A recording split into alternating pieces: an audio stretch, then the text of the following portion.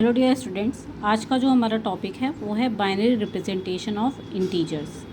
ठीक है, बाइनरी किसी भी इंटीजर को हम बाइनरी में कैसे रिप्रेजेंट करते हैं। ठीक, इंटीजर्स क्या होते हैं, आप लोगों ने मैथ्स में पढ़ा है कि इंटीजर्स में वो नंबर होते हैं जो पॉजिटिव भी हो, निगेटिव भी हो और ज़ीरो भी इंक्लूड हो, है ना। तो इंटीजर्स आपका क्या होता है, हिंदी में से पूर्णांक भी बोलते हैं। उसमें आपके पॉजिटिव नंबर भी होते हैं, निगेटिव नंबर भी होते हैं, ज़ीरो भी इंक्लूड होता है। आपने पिछले टर्न पर डिफरेंट नंबर सिस्टम के बारे में पढ़ा था और ये भी पढ़ा था कि कैसे वन नंबर सिस्टम को दूसरे नंबर सिस्टम में चेंज करते हैं। आपने डेसिमल के बारे में पढ़ा था जो आप लोग कॉमनली यूज़ करते हैं, और कैसे डेसिमल से बाइनरी में कन्वर्ट करते हैं। ठीक है, इस कन्वर्जन की ज़रूरत क्यों पड़ती है, क्योंकि कंप्यूटर केवल आपका बाइनरी नंबर सिस्टम ही समझता है। ठीक है, उसके जो भी ऑपरेशन होते हैं वो डिजिटल ऑपरेशंस होते हैं, और डिजिटल ऑपरेशन में आपका कंप्यूटर दो ही वैल्यू पर वर्क करता है, 0 और 1।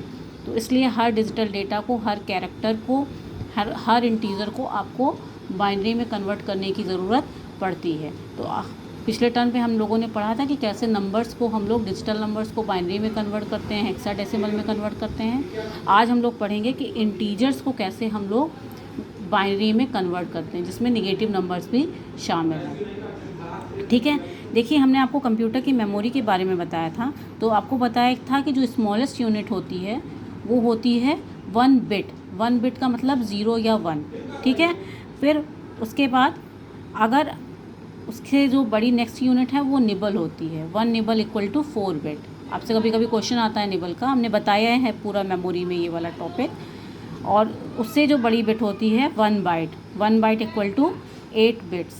ये बाइट जो होती है वही स्मॉलेस्ट एड्रेसेबल यूनिट होती है। ठीक है, स्मॉलेस्ट एड्रेसेबल यूनिट पूछी जाएगी तो आप 1 बाइट लिखेंगे, और स्मॉलेस्ट यूनिट पूछी जाएगी तो बिट लिखेंगे। बिट को हम एड्रेस नहीं करते, हम लोग एक बाइट को ही एड्रेस करते हैं। तो एक वर्ड की जो लेंथ होती है वो मिनिमम 1 बाइट ही होती है। ठीक है, तो हम 1 बाइट को ही रिप्रेजेंटेशन के लिए यूज़ करते हैं। तो बाइनरी रिप्रेजेंटेशन के 3 मेथड हैं। पहला जो मेथड है वो है sign and magnitude representation. Sign और मैग्नीट्यूड रिप्रेजेंटेशन में क्या हम करते हैं कि किसी भी नंबर को, ठीक है, पॉजिटिव हो या निगेटिव नंबर हो, उसको रिप्रेजेंट करने के लिए MSB का यूज़ करते हैं। MSB मतलब मोस्ट सिग्निफिकेंट बिट। तो आपकी जो पहली बिट होती है वो आपके साइन को रिप्रेजेंट करती है, और बाकी की बिट्स मैग्नीट्यूड को रिप्रेजेंट करती हैं। अगर आपकी पहली बिट 0 है मतलब आपका नंबर पॉजिटिव है, और पहली बिट 1 है मतलब नंबर आपका निगेटिव है। यानी पॉजिटिव नंबर को रिप्रेजेंट करने के लिए MSB 0 होती है, और निगेटिव नंबर को रिप्रेजेंट करने के लिए MSB 1 होती है। अब मैग्नीट्यूड कैसे लिखते हैं, मान लीजिए 15 को आपको लिखना है, तो 15 को पहले आप बाइनरी में कन्वर्ट कर लेंगे। कैसे कन्वर्ट करते हैं हमने आपको बताया है, 2 से डिवाइड करते हैं, जो आपका रिमाइंडर आता है साइड में नोट करते हैं, फिर आप नीचे से ऊपर की ओर इसको नोट कर लेते हैं। ठीक है, तो आपने 15 को, मान लीजिए -15 को हमें +15 को रिप्रेजेंट करना है, तो पहले हम 15 को बाइनरी में कन्वर्ट कर लेंगे। तो ये आपका 1 1 1 1 हो जाएगा, और पॉजिटिव है इसलिए पहली बिट 0 हो जाएगी, और बीच में जो 3 स्पेस बचेंगे, 3 बिट बचेंगी, उसको हम 0 फिल कर देंगे। तो +15 को मेमोरी में कैसे हम रिप्रेजेंट करेंगे, 0 0 0 0 1 1 1 1। ठीक है, इसी तरह -23 को अगर आपको रिप्रेजेंट करना है तो निगेटिव नंबर है, निगेटिव के लिए क्या करते हैं, MSB 1 लिखते हैं। फिर 23 को हमने बाइनरी में कन्वर्ट कर लिया, 1 0 1 1 1। तो ये देखिए पीछे से लिखिए 1 1 1 0 1, और बीच में 2 प्लेस खाली है वो 0, उसमें हम 0 फिल कर लेंगे। ठीक है, तो इस तरह आप पॉजिटिव और निगेटिव नंबर को रिप्रेजेंट करते हैं, बाइनरी में इंटीजर को रिप्रेजेंट करते हैं। ये पहला रिप्रेजेंटेशन है, पहला तरीका है sign and magnitude representation. Next जो मेथड है वो है वंस कॉम्प्लीमेंट। वंस कॉम्प्लीमेंट में क्या करते हैं, वंस कॉम्प्लीमेंट में रिप्रेजेंट करने के लिए जो पॉजिटिव नंबर होते हैं उनको बाइनरी फॉर्म में ही उनकी लिखा जाता है, मतलब same to same binary form में हम लिख देंगे, जिसे हम ट्रू फॉर्म भी बोलते हैं। ठीक है, और जो निगेटिव नंबर होते हैं उनको वंस कॉम्प्लीमेंट फॉर्म में, जिसे कॉम्प्लीमेंट्री फॉर्म कहते हैं, उसमें रिप्रेजेंट करते हैं। एग्जाम्पल देखिए, पॉजिटिव को तो हमने बताया बस बाइनरी में आपको कन्वर्ट करना पड़ेगा। मान लीजिए निगेटिव नंबर है, उसका एग्जाम्पल देखिए -13, इसको वंस कॉम्प्लीमेंट फॉर्म में चेंज करना है। तो हम क्या करेंगे कि सबसे पहले 13 को बाइनरी में कन्वर्ट कर लेंगे, तो ये आ जाएगा 11101 और उसके आगे की, क्योंकि एक बाइट में हमें रिप्रेजेंट करना है तो उसके आगे 40 लगा लेंगे। अब वंस कॉम्प्लीमेंट निकालना है, तो वंस कॉम्प्लीमेंट निकालने के लिए क्या करते हैं, जो बिट 1 है उसको 0 कर देते हैं और जो बिट 0 है उसकी जगह 1 कर देते हैं। तो यहाँ पे 0, यहाँ 1, यहाँ 0, यहाँ 1, यहाँ 1 1 1। तो वंस कॉम्प्लीमेंट क्या हो जाएगा -13 का 1 1 1 0 0 1 0। ठीक है।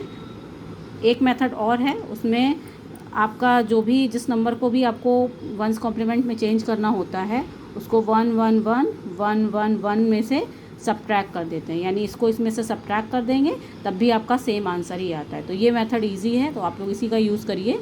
केवल सिंपल क्या करिए, उस पॉजिटिव नंबर को बाइनरी में कन्वर्ट कर दीजिए 8 बिट में, और उसको बिट को 0 को 1 कर दीजिए, 1 को 0 कर दीजिए, तो आपका वंस कॉम्प्लीमेंट में चेंज हो जाएगा। नेक्स्ट है टूज़ कॉम्प्लीमेंट। टूज़ कॉम्प्लीमेंट के लिए क्या करना होता है, टूज़ कॉम्प्लीमेंट के लिए सबसे पहले हम उस नंबर को बाइनरी में लिख लेते हैं 8 बिट में, फिर उसका वंस कॉम्प्लीमेंट निकालते हैं। जैसे कि 4 है तो पहले +4 को लिख लेंगे, +4 को बाइनरी में कैसे लिखेंगे 1 0 0, और 8 बिट में लिखना है तो इसके आगे की 4 0, ये भी 0, और वंस कॉम्प्लीमेंट निकालेंगे। वंस कॉम्प्लीमेंट के लिए जहाँ 0 है वहाँ 1 कर देंगे। फिर टूज़ कॉम्प्लीमेंट निकालने के लिए जो आपका वंस कॉम्प्लीमेंट है उसमें 1 ऐड कर देंगे। ठीक है।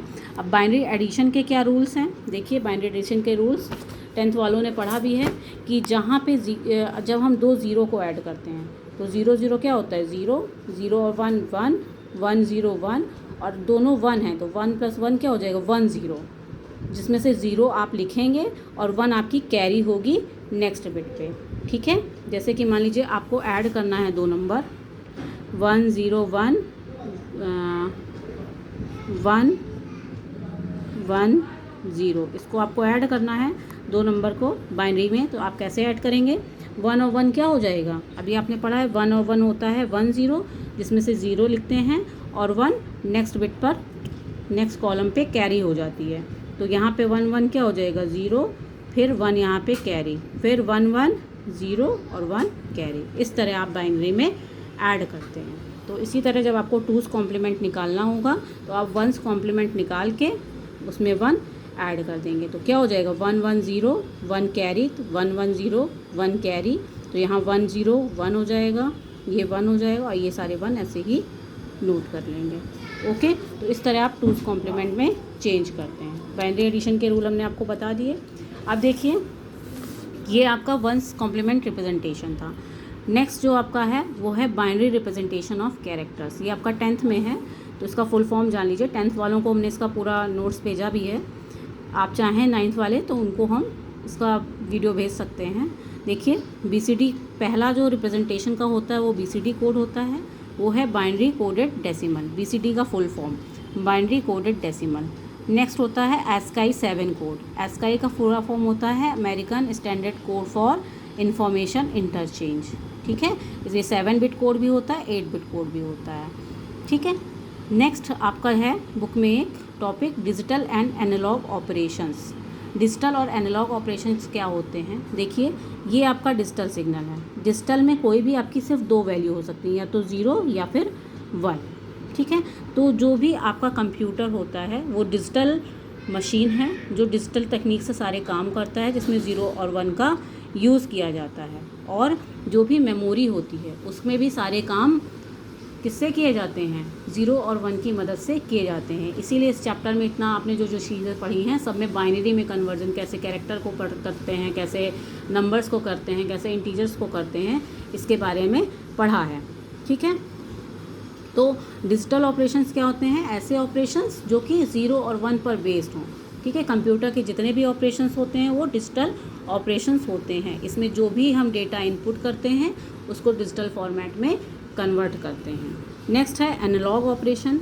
एनालॉग ऑपरेशन क्या होते हैं, जिसमें आपकी फ़िक्स वैल्यू नहीं हो, उसमें आपकी कोई भी, ये सिग्नल है एनालॉग सिग्नल है। एनालॉग ऑपरेशंस मतलब उसमें हम कोई फिक्स्ड आपकी 0 1 वैल्यू नहीं होती है, किसी भी वैल्यू पे काम कर सकते हैं, और इसके जो रिज़ल्ट होते हैं वो डिजिटल के कंपैरिजन में ज़्यादा क्या होते हैं, करेक्ट होते हैं, क्योंकि इसमें पॉइंट्स वाली वैल्यू इंक्लूड नहीं की जाती, इसमें सारी वैल्यूज़ इंक्लूड की जाती हैं।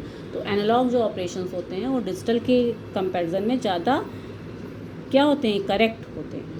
ठीक है, तो इस पर शॉर्ट नोट हो सकता है आपका कभी लिखने के लिए है कि डिजिटल ऑपरेशन, एनालॉग ऑपरेशंस क्या होते हैं, तो उसके शॉर्ट नोट आप खुद से लिखेंगे।